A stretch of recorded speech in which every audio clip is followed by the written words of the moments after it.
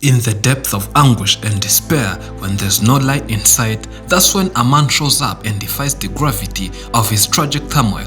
Adam John grew up in a poor family, which quickly reflected in his adult life, as the young man by then never had anything to start with in his life. He had no education to get a good job, no capital to implement his business ideas, and his remaining option was to use the strength of his arms to earn a living.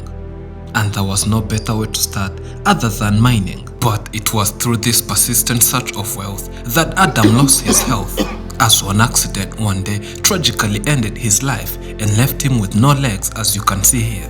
The first time we visited him, Adam was in dire condition, crying all day as he was dealing with immense pain, poverty and despair.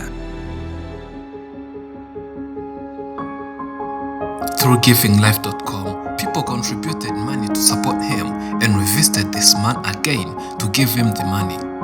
He was happy about it, even if his problems have multiplied since our last visit. Naomba kwanza niwashukuru wale wote ambao mmeguswa na kuweza kunisaidia kwa hiki kikubwa, kwa kidogo ambacho umeweza kuchangia hapa. Kama unavyoona, Mungu awabariki sana sana sana sana sana sana. When Adam remembers his experience, he cannot help but shed tears from his cheek. Sina budi kumshukuru Mungu. Once upon a time, he was a healthy man with great ambitions to create a family and have a good life. In Mbeya, southwest Tanzania, where the man was born, there were very limited opportunities to make money. So he decided to relocate to Mozambique, where his friends had been making good money in the mining sector.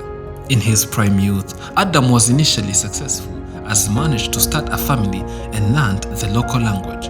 His friends introduced him to a lucrative deal of mining the ruby stone, a precious mineral known as king of gemstones.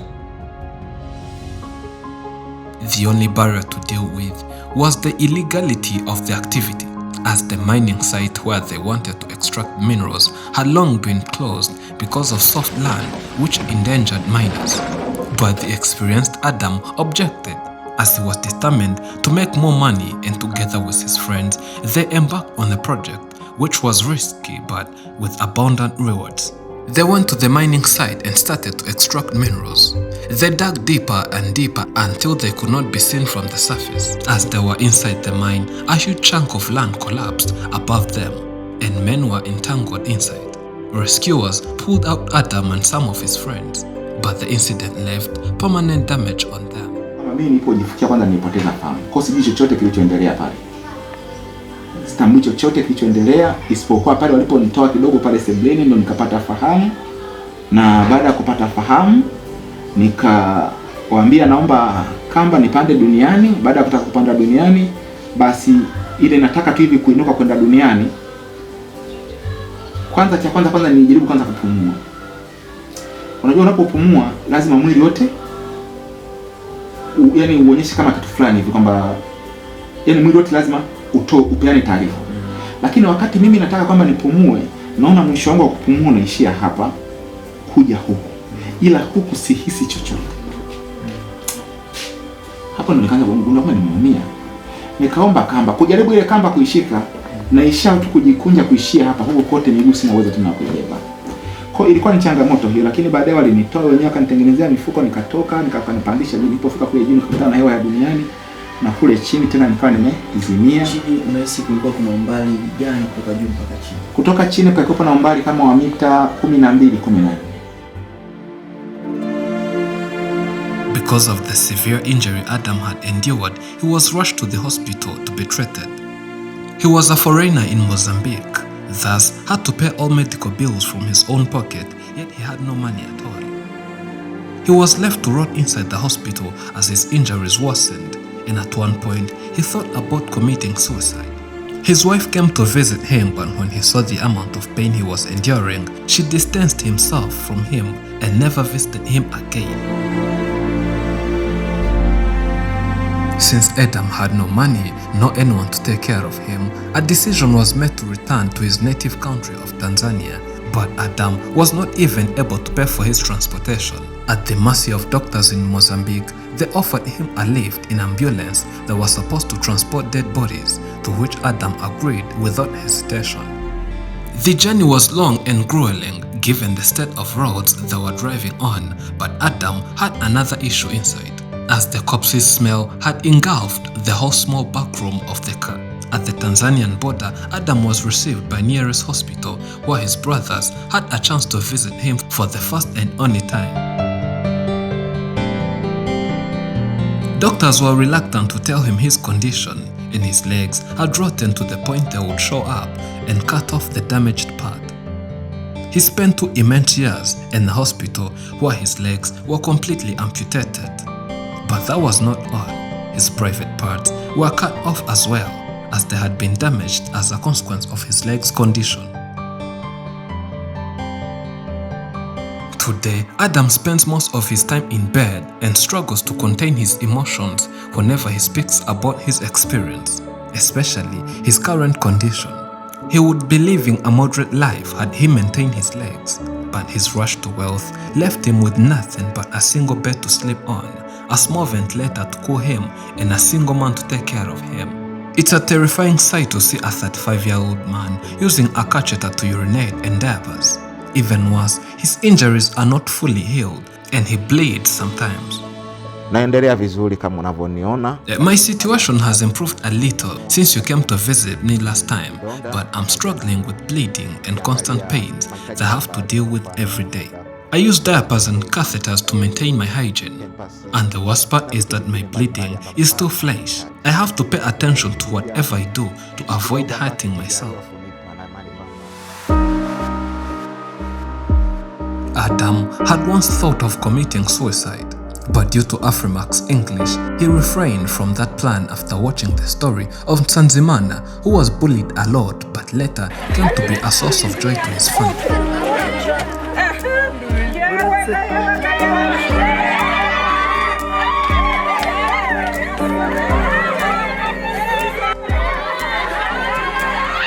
Na yule nimemwona, unaona bwana, watu walimtelekeza wakamtupa na mama yake, walikuwa wanamuona watu kama nyani, lakini mwisho wa yote nikaona Afrimax mkasimama pamoja naye, mkampeleka paka shule, akawa na yeye ni mtu, akapendeza na akaonekana mbele za watu, japo kwa walimtenga watu wakaanza kumuita ni nyani, unaona bwana, paka mama yao akimwangalia ndio hivyo. Lakini leo hii Mungu akaleta neema kupitia Afrimax na mkaweza kumchangia na kuweza kumsaidia. Even if he's very optimistic, Adam still deals with many problems, starting from his monthly rent, medical equipment and other daily necessities. Kwa hiyo niwaombe tu kwa upendo wenu ambao mnaendelea kunishika mkono, kama itawapendeza swala zima kwamba mimi nahitaji sehemu ya kukaa. Hata nijapopata chumba na sebule, hata kama itakuwa sio hapa, kwa sababu hapa Dar es Salaam gharama ni kubwa. Uwanja gharama ni kubwa, kila kitu. Hata kama ikiwa pembezoni mwa Dar es Salaam hapa, kwa mfano kuna huko Vivule, viwanja vya milioni 1 vipo. Sijui Mwasongwa, sijui sehemu gani. Ili mradi tu kwamba iwe ni opposite na karibu na Dar es Salaam hapa, kwamba najua kama hata kama nikizidia kwa matibabu yangu mimi mara nyingi nayapatia Muhimbili. Kwa hiyo hili lilikuwa ni ombi langu la kwanza kupitia uongozi wa Afrimax English na Afrimax Swahili na Afrimax France, kwamba kama itawapendezeni, naombeni ndugu zangu hili muweze kunisaidia ili niweze kufanikiwa hili jambo, kwamba niweze kupata sehemu ya kukaa, haijalishi iwe kijijini, iwe sehemu yoyote. Na swala la pili nilikuwa naomba kama itawapendeza kwa watu ambao walioko nje, hii tunasema ni sadaka ya kujitolea, kwamba kwa yoyote atakayejitolea, mimi hitaji langu kubwa kwangu mimi, ili na mimi kidogo niwe naweza japo kutoka hapa na kwenda pale bila kumsumbua huyu kijana. Nilikuwa nahitaji ningepata wheelchair hizi ambazo zinatumia umeme, remote, kwamba ananiweka hapo sehemu, tunaenda hata kama ni darajani kwenda kutembea, wezote tunaenda sehemu yetu kwenda kutembea, unaona bwana. Kwa hiyo nadhani kwamba ile nilihitaji ambalo kwa mtu yoyote atakayeguswa, kwamba ile nihitaji ambalo la mtu yoyote atakayesema kwamba bwana, mimi ninajitolea kwa huyu kijana, nimnunulie nini, nimnunulie hiyo wheelchair ya mwendo, kwamba namsaidia kununulia wheelchair ya mwendo. Kwa kweli nitashukuru sana kwa sababu kwangu mimi imekuwa ndio changamoto kubwa sana.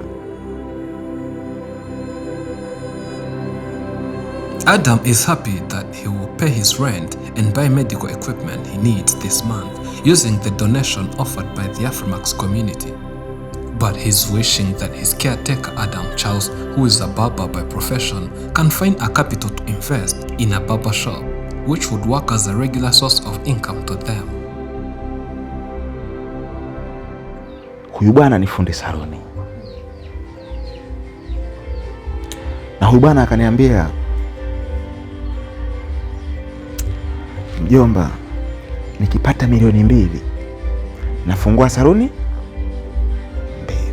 na kila saloni moja inalipa shilingi 8,000 kiti kimoja.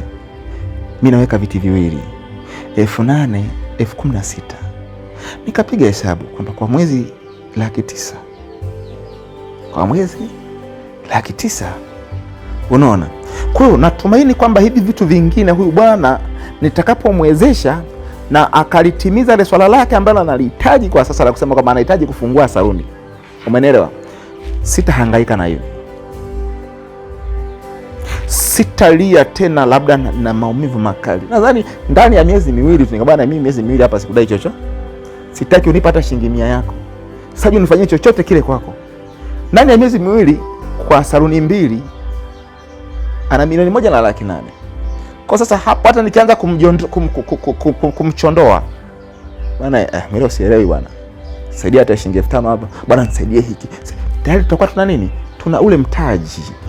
Kwa hiyo hicho ndo kitu kwamba ambacho nilikuwa na vitaji vitu hivi vitatu, kwamba nahitaji waja, nahitaji ndugu zangu, kama itawapendezeni kijana wenu, ombi langu kubwa ni kupata mahali pa kukaa.